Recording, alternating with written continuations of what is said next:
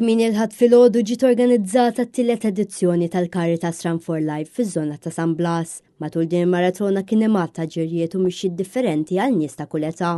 Fis-7 ta' filgħodu bdiet it-tellieqa ta' 5 kilometri, filwaqt li fit-8:20 ta' filgħodu bdiet it-tellieqa ta' 10 kilometri u siegħa wara bdiet it-tellieqa ta' 2.5 kilometri għat-tfal bejn l-10 snin u 13-il sena. Imbagħad fid-9 ta' filgħodu bdiet il-mixja ta' 4 kilometri, filwaqt li bejn id-9 u d-9 ta' filgħodu bdew it-tlielaq ta' kilometru għat-tfal bejn is-6 snin u d-9 snin. Matul dan l-avveniment kien hemm parteċipazzjoni rekord tal-fuq minn 1300 persuna, kif spjegat ma' Net News Marika Kassar. Din hija t-tielet edizzjoni ta' Caritas Run for Life meta ħriġna b'din l-idea.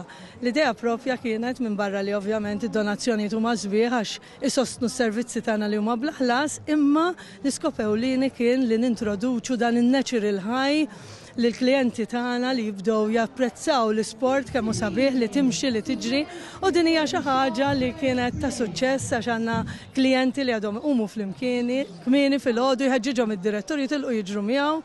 U hija xi ħaġa sabiħa ferm, ġibina llum hija rekord ta' parteċipanti, il-fuq kważi minn 1350 parteċipant. Kull min ipparteċipa f'din l-inizjattiva nata medalja, flok kommemorattiv u goodie bag, filwaqt li dawk li klassifikaw fl-ewwel 3 postijiet f'diversi kategoriji differenti innataw premju mill-organizzaturi.